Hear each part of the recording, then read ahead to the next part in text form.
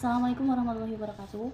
Perkenalkan, saya Putri Nurjana dengan NIM 302240025. Bersama rekan saya, Lahila Aulia Mukhtar dengan NIM 302240028. Di sini kami akan menjelaskan beberapa materi, diantaranya jihad dan dakwah, kemudian ada fundamentalisme dan radikalisme, kemudian ada Islam liberal, kemudian ada kapitalisasi dakwah. Baik, yang pertama di sini saya akan menjelaskan tentang jihad dan dakwah.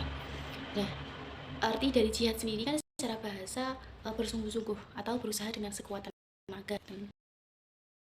Secara istilah Islam bahkan segala kemampuan untuk membela dan menegakkan ajaran Islam. Mungkin banyak orang yang mengira bahwa jihad ini berarti peperangan. Padahal jihad ini memiliki arti yang sangat luas, teman-teman. Jihad ini bisa dilakukan dengan tenaga, dengan pikiran, harta, bahkan dengan sikap atau perilaku kita yang baik. Peperangan ini termasuk salah dari jihad dalam kondisi tertentu. Kemudian dari dakwah sendiri, dakwah ini kan berarti mengajak kebaikan dan menjauhi segala keburukan sesuai dengan ajaran Islam. Ya. Dakwah ini dilakukan biasanya dengan cara damai, dengan kesana, dengan penuh kasih sayang. Gitu. Contoh, misalnya kita mengajak teman kita dalam kebaikan, lalu mengingatkan dengan sopan ketika ada teman kita yang berbuat salah, lalu ada kemudian juga mencontohkan akhlak yang baik. Gitu. Ini kan termasuk dakwah-dakwah yang bisa kita lakukan dalam lingkungan kita sehari-hari, gitu teman-teman. Nah, kemudian hubungan jihad dan dakwah ini sangat erat karena dakwah bagian dari jihad, karena dakwah ini adalah usaha sungguh-sungguh untuk menegakkan kebenaran dan melawan keburukan, gitu. Artinya apa? Setiap segala sesuatu yang kita lakukan niat yang tulus untuk membela dan menegakkan ajaran Islam ini termasuk dalam kategori jihad. Contoh lagi misalnya jihad yang bisa kita lakukan dalam hidup sehari-hari itu belajar dengan sungguh-sungguh supaya membuat kita menjadi orang yang bermanfaat gitu. Lalu melawan hawa nafsu diri kita sendiri seperti menahan amarah, menahan dari berbuat maksiat, kemudian bisa bersedekah. Nah, kemudian contoh jihad yang bisa kita terapkan dalam kehidupan sehari-hari itu misalnya kita belajar dengan sungguh-sungguh agar menjadi orang yang bermanfaat bagi umat.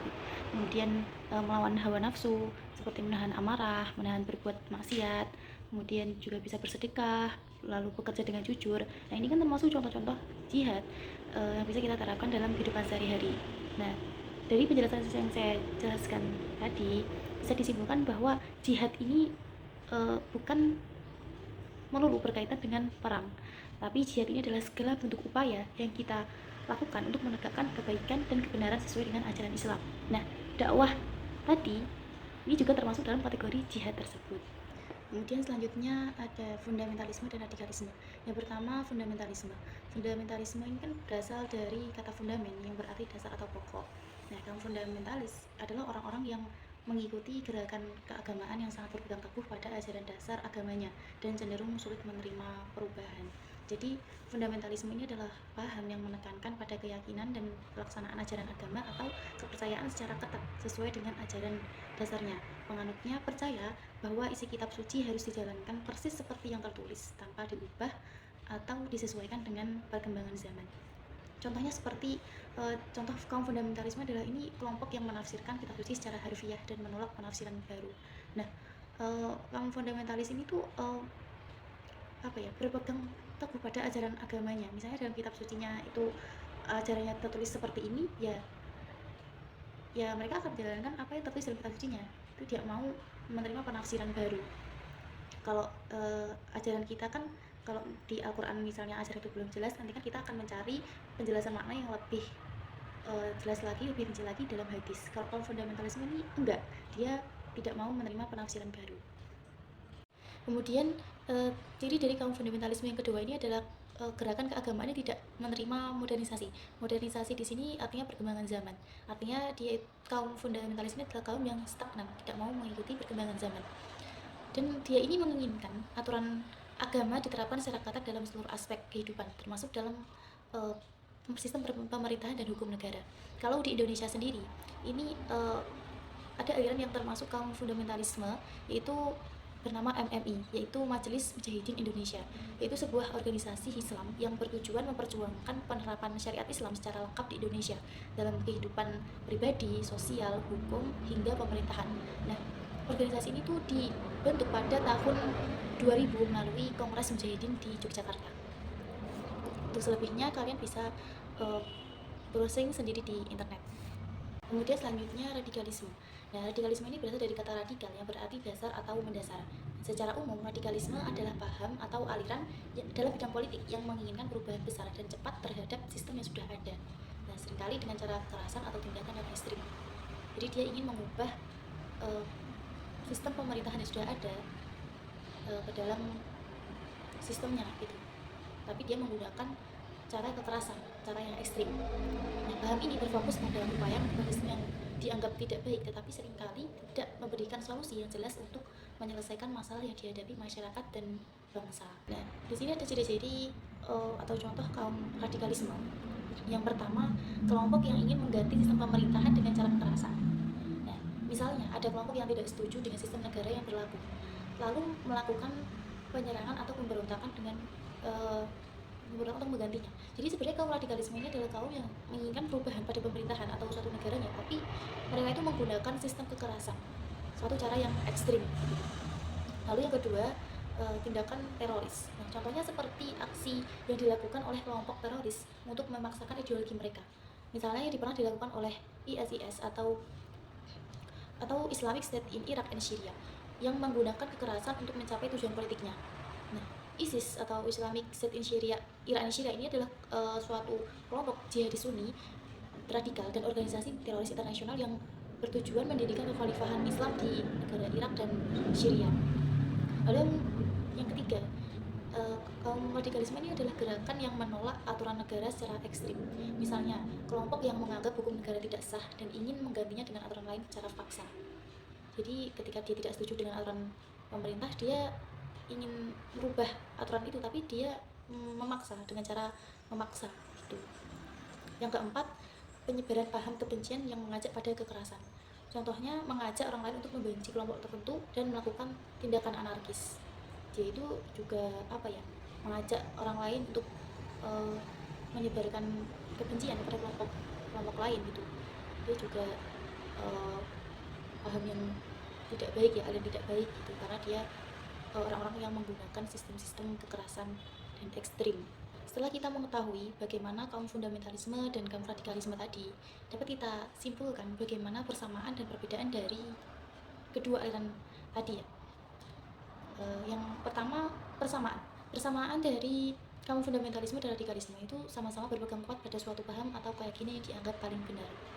Yang kedua, cenderung sulit menerima perbedaan pendapat atau perubahan. Lalu yang ketiga, dapat menimbulkan sikap eksklusif atau tertutup dan intoleran. Dia tidak mau toleransi terhadap kelompok lain. Itu persamaan dari kedua kaum tersebut ya, kaum fundamentalisme dan kaum radikalisme. Lalu yang kedua ada perbedaan dari keduanya, yaitu kaum fundamentalisme itu lebih menekankan kembali pada ajaran dasar secara ketat. Tapi kalau kaum radikalisme itu lebih menekankan pada perubahan drastis terhadap sistem yang ada dan seringkali menggunakan cara yang ekstrim. Yaitu jadi perbedaan di keduanya itu ya. Jadi kalau fundamentalisme itu ingin mengajak kepada ajaran agama yang asli, tapi kalau radikalisme itu menginginkan suatu perubahan tapi menggunakan cara-cara kekerasan, cara yang ekstrim. Gitu.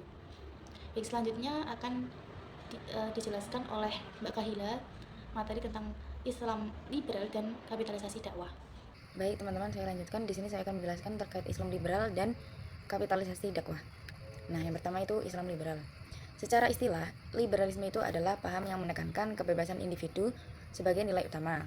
Nah, sedangkan Islam adalah agama yang mengajarkan kepatuhan kepada Allah berdasarkan Al-Quran dan hadis. Kemudian Islam liberal sendiri merupakan salah satu pemikiran dalam Islam modern yang berkembang sebagai respon perkembangan zaman. Secara umum, liberalisme itu memiliki arti sebagai paham yang menekankan kebebasan berpikir, termasuk dalam bidang ekonomi, politik, dan spiritual yang awalnya berkembang di dunia barat. Nah, dalam konteks Islam, sebagian kalangan itu menekankan liberalisme sebagai kebebasan dalam menafsirkan ajaran agama melalui ijtihad. Nah, pendekatan ini menekankan pentingnya penggunaan akal dan memahami konteks sosial dalam memahami Al-Quran dan hadis. Namun di sini perlu diketahui teman-teman bahwa pendekatan ini atau Islam liberal ini itu juga menimbulkan suatu perdebatan ya.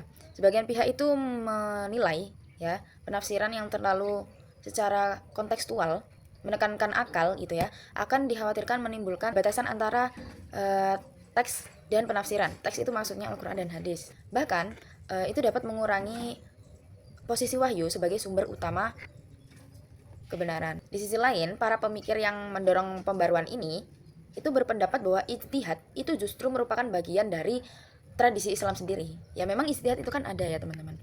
Nah, mereka itu berharap bahwa ajaran Islam itu dapat terus berkembang sesuai zaman gitu ya, dan menjawab persoalan-persoalan modern tanpa kehilangan nilai dasarnya seperti itu. Sebagai contoh itu seperti ini. Tafsir klasik atau tafsir zaman dulu itu membatasi kepemimpinan itu harus laki-laki.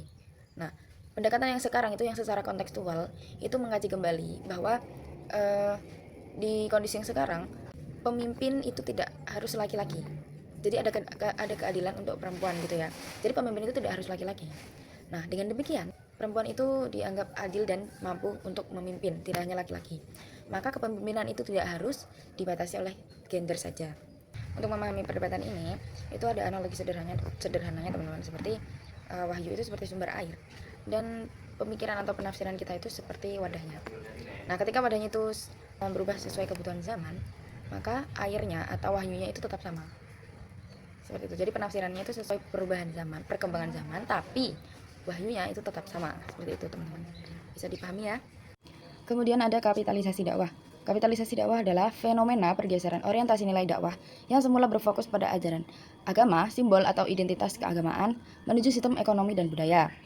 Nah, fenomena ini menciptakan transformasi baru bahwa dakwah tidak hanya dipahami sebagai aktivitas spiritual, melainkan sebagai produk yang dapat dikemas, dipasarkan, dan dikonsumsi dalam ruang sosial. Jadi kapitalisasi dakwah ini dia sebagai fenomenanya teman-teman. Fenomena dakwah yang mulai masuk ke dalam sistem ekonomi dan budaya seperti itu. Kemudian proses dari masuknya dakwah ke sistem ekonomi tadi itu disebut modifikasi dakwah. Ketika nilai-nilai dakwah itu dikemas sebagai konten, dipasarkan melalui strategi branding dan dipromosikan melalui iklan dan sponsor, maka telah terjadi proses komodifikasi dakwah. Antara kapitalisasi dan komunikasi dakwah itu berkesinambungan teman-teman. Kapitalisasi itu tadi kan sebagai fenomenanya. Nah, proses pengemasan dan pendistribusiannya tadi, konten tadi itu masuknya ke dalam komodifikasi dakwah. Jadi maksudnya itu proses yang membuat agamanya ini masuk ke dalam sistem pasar ketika nilai agama itu dikemas sebagai konten. Jadi prosesnya ini yang membawa nilai agama ke dalam sistem pasar itu, nah itu namanya modifikasi dakwah seperti itu. Kemudian seiring berjalannya dakwah ke dalam sistem pasar, bentuk penyampaian dakwah itu tidak lagi dengan cara ceramah saja. Jadi ada beberapa caranya, itu seperti yang pertama ada konten dakwah. Ya, sekarang kan banyak konten-konten dakwah. Jadi kita tidak hanya melihat ya konten dakwah masih ceramah, cuman maksudnya itu tidak hanya ceramah di satu ruang saja gitu loh. Jadi bisa dibungkus dengan konten tadi. Kita bisa melihat dimanapun dan kapanpun. Yang kedua itu ada event dakwah berupa seminar maupun kajian eksklusif. Kajian eksklusif itu yang berbayar ya teman-teman. Nah, kita bisa melihat dakwah itu bukan dari ceramah di tempat atau pengajian kayak gitu aja. Dari event-event seminar gitu juga bisa. Lalu yang ketiga, dakwah itu bisa dikemas dari slogan-slogan Islami. Ya, kalau kalian lihat ada slogan-slogan Islami, dakwah itu kan mengajak. Nah, dari slogan Islami itu juga sudah merupakan bentuk dakwah. Terus yang keempat itu ada penjualan produk Islami seperti buku religi, pakaian dan lain-lain. Nah, dari buku religi itu kan ketika kita membeli buku religi, kan di sana orang yang menulis itu kan sudah mengajak berdakwah. Seperti itu. Yang terakhir itu ada cara berpakaian secara Islami, cara berpakaian religius. Ketika kita melihat konten-konten yang menunjukkan outfit religi, itu kan sudah sama seperti berdakwah. Itu kan kalian kayak mengajak untuk berpakaian religi gitu kan teman-teman. Nah seperti itu maksudnya. Jadi kapitalisme itu seperti ini. Sistemnya itu seperti ini. Jadi ini kapitalisme. Masuklah logika pasar. Ketika logika pasar itu sudah menarik dakwah, ya, maka logika pasar itu akan berjalan melalui komodifikasi. Gimana caranya dakwah ini bisa dipasarkan. Nah seperti itu. Sehingga melahirkan sebuah kapitalisme. Jadi kapitalisme ini tuh fenomenanya. prosesnya itu modifikasi. Seperti itu teman-teman. Apakah kalian sudah paham? Oke, terima kasih teman-teman. Itu yang bisa saya sampaikan dan Mbak Putri sampaikan. Jika ada pertanyaan silahkan dipertanyakan. Terima kasih, semoga puasanya lancar sampai akhir. Wassalamualaikum warahmatullahi wabarakatuh.